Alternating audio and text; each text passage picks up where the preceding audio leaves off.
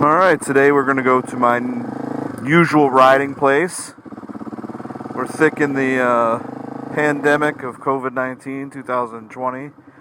Not much else to do. I want to get out of the house and take my bike for a quick ride. And this is the closest place that I have. So, done a few of these before. And we'll see how this one turns out. But what I'm going to do is stop talking once we get to the high-speed areas between there. So I'll probably cut or speed it up or something. We'll see. But the wind noise isn't overcoming the mic from me talking or hearing the bike. It's that I can't hear myself think, and it's just dead air. And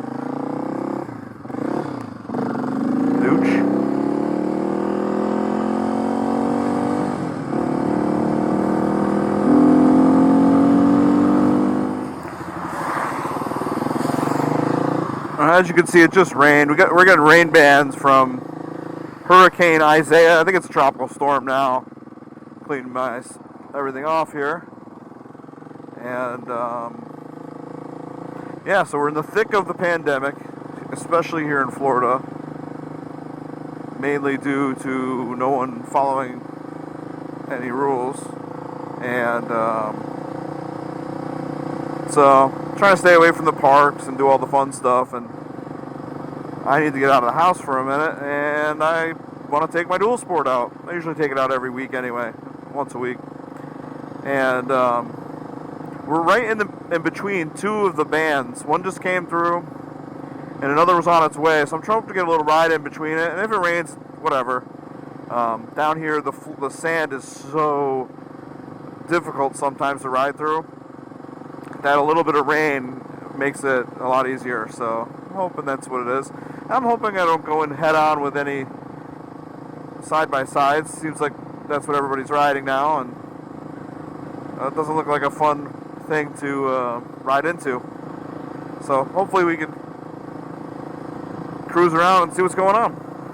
And I'm hoping that the audio comes out right. This will be my third attempt with this mic and camera setup with actually talking, because a lot of my videos there's nothing going on, and I feel like I'm not getting, you just don't hear what I have to say, and I get a lot of questions. And sometimes on YouTube, since I don't have a lot of followers, and even though my notifications are on, I don't see these questions for a long time. Like, sometimes I'll check my YouTube and I'm like, oh, and then I respond and I feel bad because it's been a long time. So I'm trying to get better at that. But I figured, I've got two main videos I put up, and it's this bike and my XC, the race videos that I do. So starting this year in 2020, I want to start talking and explain some things, maybe some questions you may have, and especially during these new times we're in, because I feel like people are getting out of the house more, and they're going to parks and they're going hiking and camping, and eventually, if you're into that, you're probably going to stumble onto a four-wheeler or side-by-sider, a dual sport, which is my favorite. And I live in Newport Richey, Florida, which is the west coast, Gulf Coast of Florida. Probably shouldn't tell you where I'm at right now because I don't think I'm supposed to be here, but that's part of dual sporting too. There's only so much land left, especially in Florida. So, got to make do with what you got.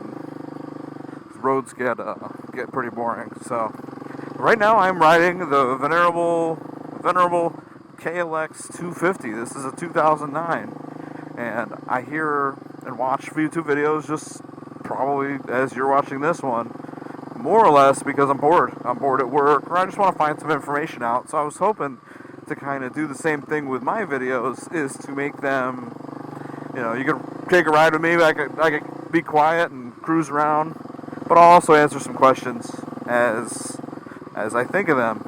And just in this video, as you're watching it, you may have some questions. So why the KLX? That one comes up quite a bit, and it's a weird one because if you have a lot of experience, a KLX250 is definitely not the coolest dirt bike. We'll get that out of the way.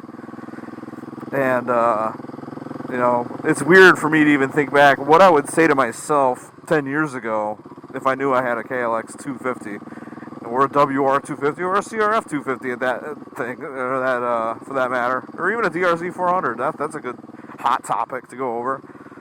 Honestly, never liked them.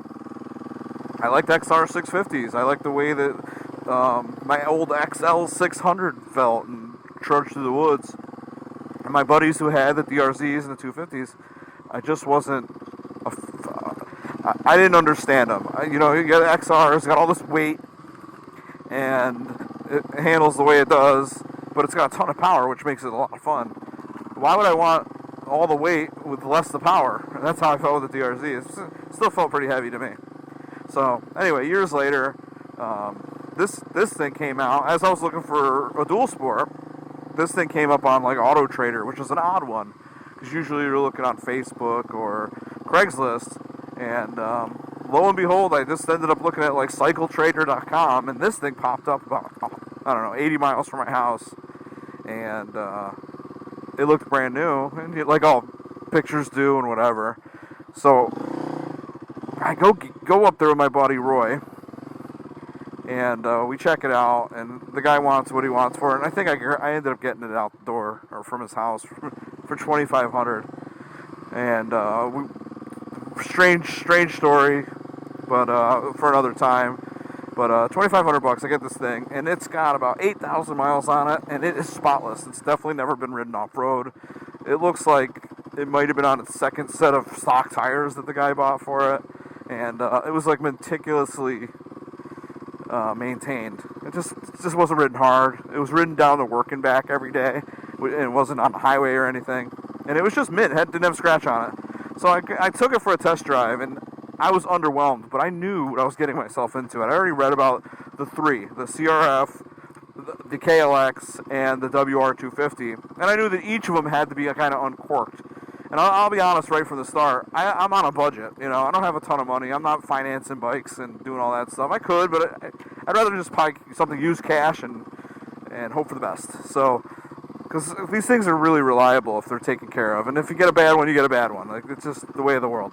But the WR was out of the running because even used, it was so expensive, and I knew it was superior in spec.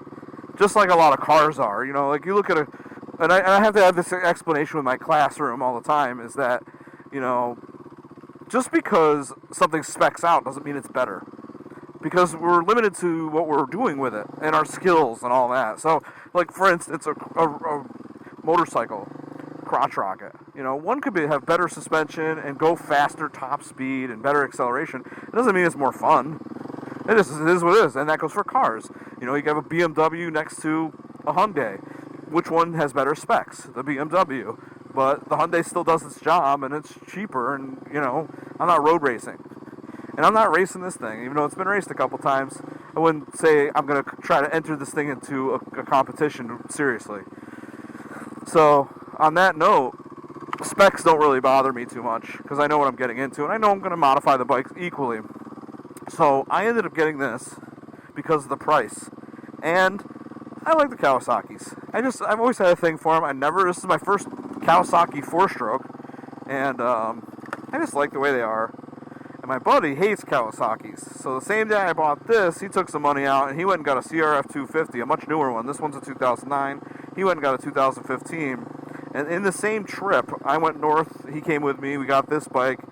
We dropped this one off, and then turned around, went all the way down to 80 miles south or whatever we did, and we picked up a CRF. So we've been riding these things. I wish he was here today. He's in some of my other videos, if you look back, riding together with the CRF and his dirt bikes. We tend to jump on each other's bikes. We just did that not too long ago. And we did that at Ocala National Forest, probably an hour. You know, he was complaining about something, so we traded bikes for a little bit. And they're very comparable. The difference for me at that moment wasn't, you know, what this had versus what that had. It was price. And I picked this thing up for $2,500, and I think he spent $33 or something along those lines. It was listed for $35. This is 2-3 years ago. And the one thing that pulled me towards this a little bit more than looking at a CRF was the fact that this was not, and I'll highlight that, this was not fuel injected. And the reason for that is I wanted an oversized tank. I wanted this IMS tank on here. And with the fuel injected bikes, it was harder to find those IMS tanks, especially used. I don't care if something's used, but this one wasn't. But you have to take the fuel pump out, and it's just more of a pain. And then it's fuel injected, so you can't like put a pipe on it without getting a controller. And then you have to figure out the controller, which isn't hard. They're really easy to work with, just from looking at his. But still, he doesn't have the oversized tank. So he's lugging around on roto packs, which is mine, when we go off-roading. And, you know, I get a third to more gas mileage than he does, or range, I should say. And it just is what it is. I wish they would make a better system for that. Put the fuel pump somewhere else. Maybe make it inline or something instead of having a fuel sending unit like a car stuck in the gas tank. But I'm not an engineer, and I'm sure there's a reason for that. Otherwise, they would do it the easier way. So, on that note, I have a lot of experience with this bike and the CRF 250. And why do I like this one the best? Well, I think that the CRF and the KLX are very, very equal. And someone else in one of these videos mentioned the different qualities of them, the different, you know, where the power is and power band and all that. That's pretty negligible. What I would say is that this bike, when it's stripped down, when you take the pipe off of it and you take all the junk off of it, this bike not only is lighter, it feels lighter. And all I had to do to this thing was change out the springs, and this bike came alive. The suspension isn't what you would call high-tech, but it would be like good for its day 15 years ago on a KX250 or something like that. It doesn't have all the adjustments, and most people don't know how to use them anyway or utilize them, especially in non-racing climate. But for the most part,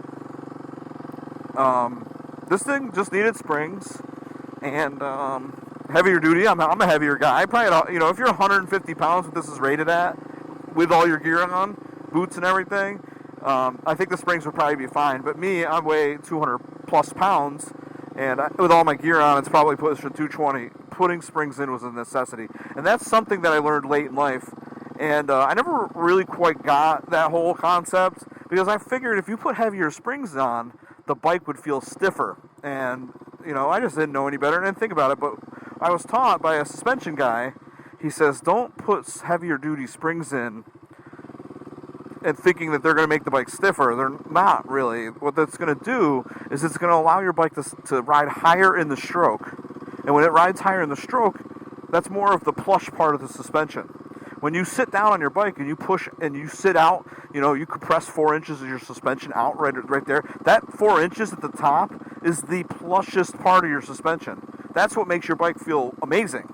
So if you're already too heavy for that 4 inches or so, or whatever it is, you've overwhelmed that plush part, and your bike's going to feel really, really stiff and really hard. So in all reality, if you put better springs or springs set for your weight, your bike's going to feel more squishy and more plush than it ever would with lesser springs on it. And that blew me away, and it's so true. So both my bikes here have the heaviest duty springs I could find for it. From Racetech, that's my favorite, and it probably doesn't matter too much, just buy something decent, but Racetech probably gets them from somewhere else, I'm sure. They don't make them themselves. Maybe they do. Don't quote me on it.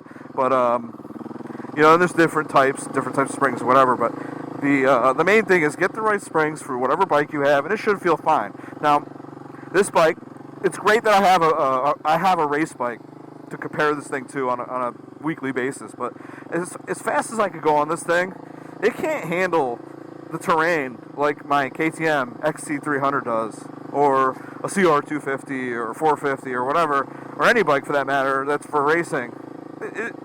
You're going to spend a lot of money to make this bike handle like that. For one, it's too heavy. Two, it's just not worth it.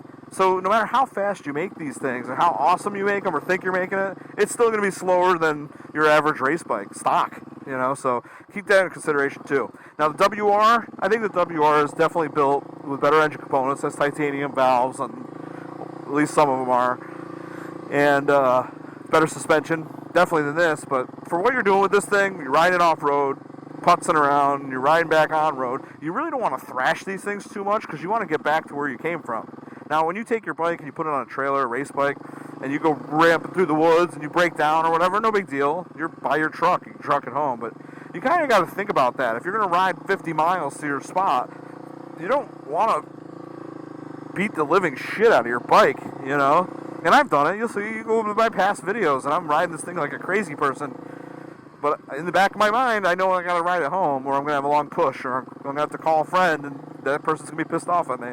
So yeah, that's why I picked the KLX. KLX has, I took it home, and it was the most disappointing bike, but I knew it was. I knew it was going to be, because it had zero power stock in its stock form. You have to take that muffler off of it, and you got to do something with the carb. And the most simple thing you could do with these bikes, if you have a carbureted one, is to jet it and put a little silencer on it. I have a DG, it's cheap. Get the cheapest, more opened up silencer you could get. Hopefully one you could add a quiet core to it, because you might get sick of it being loud. And if you're like me and live in a neighborhood, it's embarrassing. If you want to go for a ride early in the morning, meet up with friends, and you're waking up everybody, all the dogs are barking because your bike's obnoxiously loud. So right now it's got a quiet core insert in it. And as lame as that sounds, and something I thought I'd never do, it is nice, and I like it. I can sneak up on people now, and I kind of like that option. So yeah, do that, jet the carb, and that's it. Me, on the other hand, I opted to get rid of my carburetor altogether. I didn't like it, and I went with a pumper carb from Bill Blue Cycle Salvage, the same guy who makes the KLX250 big bore kit and all the other big bore kits. I ended up going with that. It's almost the price of a big bore kit, and I decided to go with the carb at my best friend's, insistence, because it's, you can big bore anything, and if it runs and rides like shit and the carb doesn't respond well, it's still gonna not respond well. It's just gonna have a bigger displacement, and I think he's right. And I got this carb, and the bike's livened up a lot. I had to remove the airbox lid. It wouldn't run with it at all. It would just, like, it was on choke. And now I've got, the bike is alive, and we're still 250, and that's awesome. And so what I'm doing is this, when I got a little extra cash and I feel like this one's had enough of being a 250, I'll go ahead and I'll get the big bore kit. Because once you get that, there's no real looking back. I can't bore it out. I have to replace the cylinder every time. And right now I'm at 14,069 miles, and if I decide to do it and I can get that many miles out of it on the second cylinder big bore kit piston, then great. I'm definitely not going to beat the snot out of it like I did this one, though. So that's why I got the carb. That's why I got the exhaust. Got smog block off kit. I also took out the automatic timing chain tensioner and got a Krieger brand manual chain tensioner, and that got rid of all my little ticks and clicks and noises immediately. So if you've got one of these things with a couple miles on it and it's ticking, or you hear some noise when you're out at highway speed, it's a good indicator it's time to get rid of that automatic timing chain tensioner. And the Krieger, it sits right over here. You probably can't see it. It is, a 5-minute install. It's easy to set up, and I think he's got a video or something, but it's pretty self-explanatory. It's pretty easy to set up. He is a little cautious in there, and he doesn't want you to smoke your engine, so you kind of just use common sense, and it's not that bad. And yeah, that's that. So here we are in this off-road area here, and it is about to storm. We got a tropical storm hurricane coming through. Trying to get some riding in before I can't ride for the rest of the week. Got work, and I should have called my buddy, and we could have went riding together, but a little short notice. We usually go at night, and that's interesting. And that's the reason I got this thing in the front. I'm going to wipe my camera here. This LED light, that I need. That thing is the best. Not only is it signal cars that I'm coming, it also is amazing at night, because the headlight on this thing is the worst. You want to talk about a shootout between KLX and all the different bikes? KLX has the worst headlight, no doubt about it. So I got that light open box from AutoZone or Advanced or wherever I got it from. And it didn't come with any hardware at all, just the wires. And put those L brackets on, bolted it up. And then I noticed that, let me stop real quick. Once I bolted this thing up, that this was too floppy. So I put some more brackets holding this top piece to this bottom piece. You can see that that's like it is. It used to be real wobbly. And then I wired it up directly to my high beam circuit. So when I turn this off, it's off. High beam's on, it's on. I just leave it on all the time. I leave my high beam on all the time. And my headlight's adjusted. A lot of bikes, you know, the person at the dealership puts it together real quick, and they forget all kinds of things. And one of the main things on any of these bikes that dealerships forget to do is to aim the headlight. And I know that, and I tried, and it still doesn't work right. So this is a necessary thing to have on this bike for sure. Garbage everywhere makes me angry, especially here. This is one of the few places left. We just had one of our other areas get kind of closed down for some development. It's only a matter of time before they build houses here. There's building houses everywhere in Florida. And you know, I love to see kids and people come out and ride their bikes and machines and not have to worry about the cops or anything. And then they wonder why cops come out here when there's garbage dumped everywhere. And this is nothing. I mean, there are spots where there's garbage everywhere, and it's probably not people dumping their garbage. It's probably your companies. And I'm going to go out on a limb here and say that someone paid someone to remove some trash. And then they go through it and make sure that it doesn't have any receipts in it or whatever, and then they dump it here instead of taking it to the dump, which is $34 for like a ton or whatever. And I think it's them. I really don't think there's that much trash getting dumped here when all you got to do is look online for the local dump, and it's $30 a ton. You know, you already got a truckload of it or a trailer load. I think it's those people that are supposed to be taking it to the dump are taking it here and pocketing that cash. So that's nice. Ruining the last little area we have to ride in, making it disgusting and hazardous and whatever else, but it is certainly annoying. Some other videos I'm going to do are comparing the different sprocket sizes for these bikes. I hear everybody talk about that. I got a 15 tooth in this. This bike comes with a 14 tooth stock on the front, and I also have the 13 tooth. And you don't need the 13 tooth unless you want to go really slow and wheelie. To wheelie this bike is extremely difficult. You got to be really good at wheeling to wheelie this bike. It doesn't have a lot of power, but a 13 tooth is definitely helpful. Me, I could care less. I'm old. I don't care if I wheelie. I can get it up over a log if I need to, but it's so short, I'm going to probably bottom out anyway, so it's not even a big deal. The other thing I'm going to talk about is these devices on the front here. You got two RAM mounts. One on the left has the Garmin Montana 680T, and then on the right, I've got the RAM mount with my iPhone X and the GAIA app, GAIA app, and I am not affiliated with either of these. All I know is the one on the left there is junk. It is old technology, and I hate it, but it's on there because it's on there, and I just haven't taken it off yet, but it's useless. It's literally useless. So if you're going to go out and spend the money on a Montana 680T or any Garmin, just don't. If you're going to get one that has turn-by-turn directions, like a Nuvi or something, yeah, those are cool. But don't get one of these hiking, stupid GPS units. They suck, all right? I got mine right here, this one right here that's on the right with my iPhone. People say that the vibration smokes the camera and, you could lose your phone or whatever. It doesn't. My shit works fine. Look, here.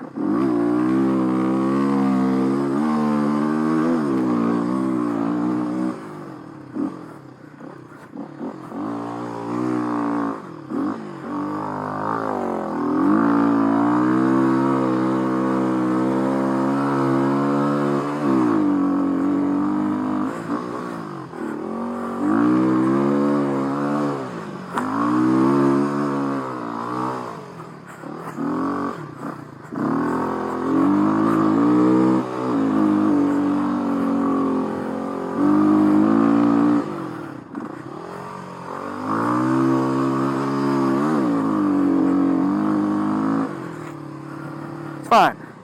I ain't going nowhere. Never had a problem with it. So, I'm out of breath. I am out of shape. Hair scramble season starts in 2 months, and I am completely out of shape. So, that's not going anywhere. You'd have to hit a tree. and then it'll fall off, whatever. But for normal riding, that thing is fine. And my camera works just fine. It's been on there for thousands of miles. It's cool. So anyway, that is way better than that. You can download all your maps right online. I got the cat on here. If I had GPX files for the tat, I'd throw them on there, but I don't plan on doing that anytime soon.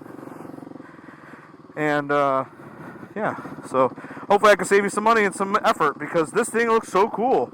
It's a pile of shit. No turn-by-turn directions. And again, going back to the other thing, like, why do I need a Nuvi if I could just use Apple Maps or Google Maps, whatever you want? Waze or Waz or whatever it's called. But this doesn't even have turn-by-turn directions. And I'm sure you could program it or mess with it. I just didn't want to mess with it. Let me show you how bad this thing is.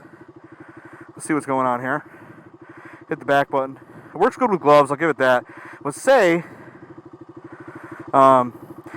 hit all this stuff here. Say I want to go to somewhere, someone's house.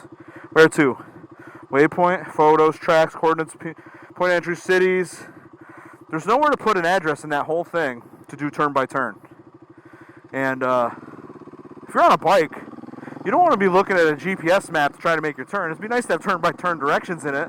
It would probably be helpful for me to put turn by turns in there, and then have my GAIA there working for something else. But whatever, it is what it is. It doesn't do anything. It's got a camera that sucks. It's a toy. It's a baby's toy at that. It's garbage. So sorry if I'm offending anybody who has that. I'm just trying to save anybody the money to get it. I bought it a few years ago for way too much money, like in the $500 range. And then you get this RAM mount that's another $100 with the harness and all that stuff. And what a pile of shit. I have my phone. I already have it. The app costs, I think the app was free, and then the Premier membership or whatever was like $20 for the software or whatever. I don't even know. It was worth it. You know, it's so hard to, people are like, oh, I don't want to buy an app or whatever. Why isn't it free? Well, because someone spent a lot of time and effort to put it together. And I'd rather spend $20 for an app for a device I already have than buy a different device that is another expense altogether. So that's that. So let's get out of the swamp.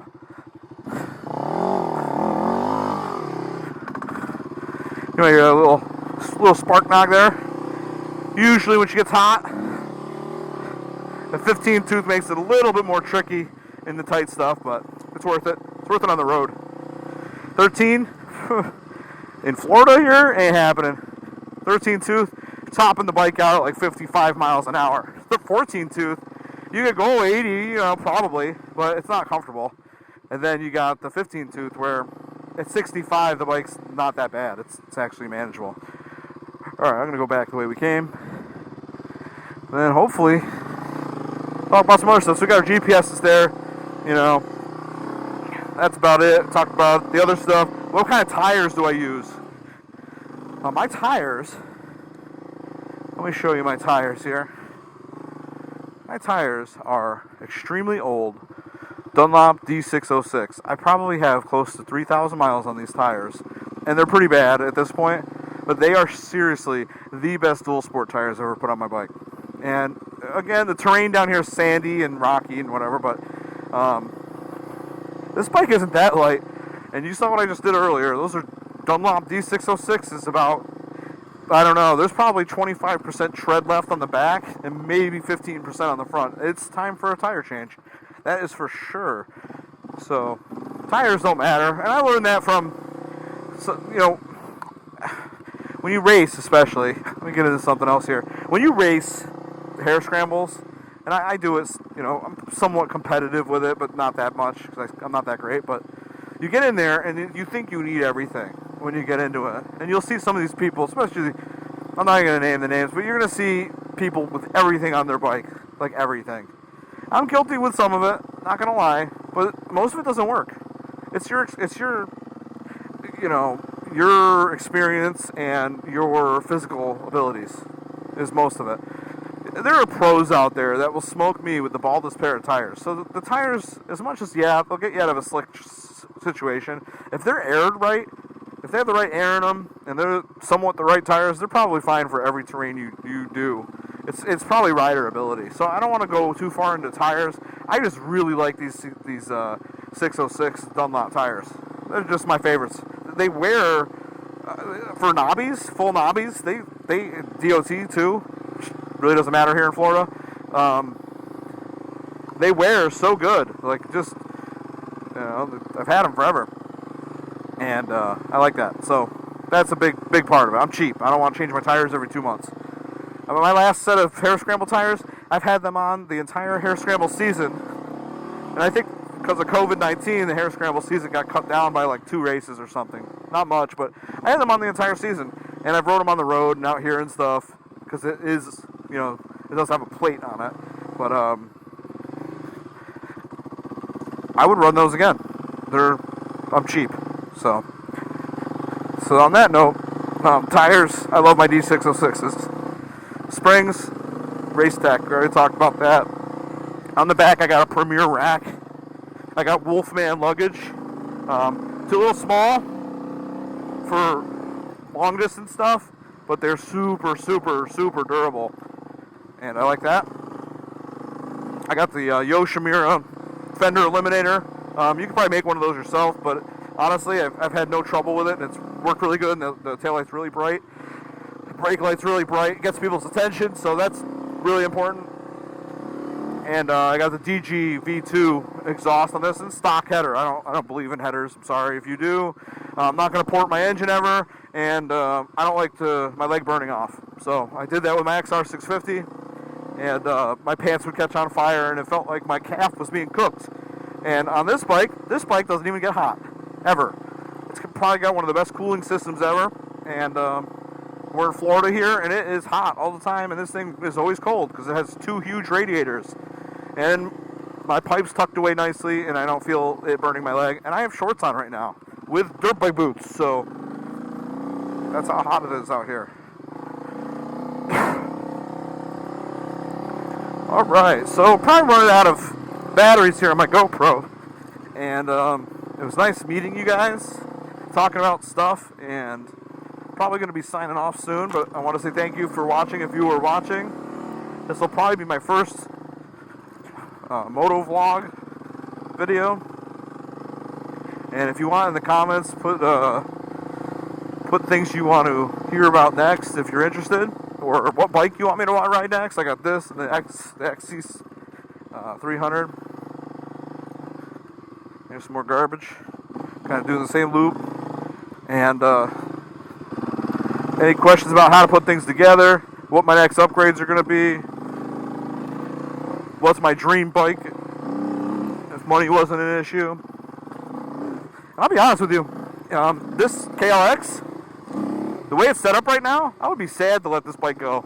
If someone came up to me and wanted to trade me something, and I've thought about it a couple times, it would be hard to trade even for a better bike.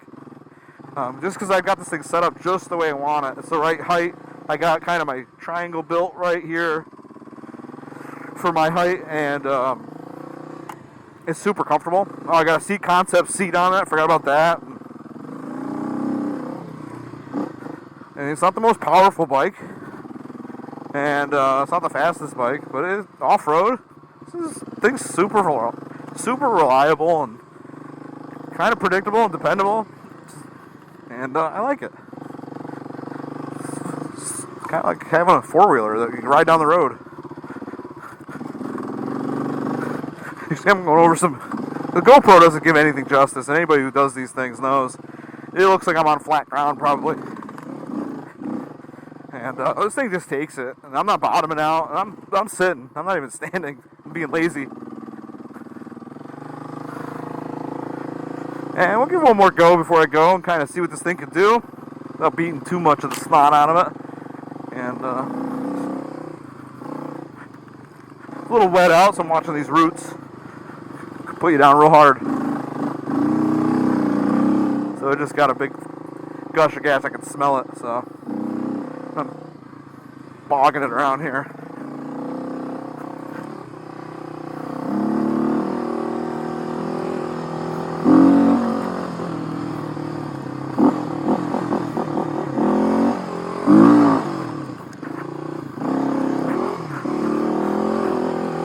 I also don't have rim locks on this bike, which I don't really care, but I don't want to spin my tube. Get a flat.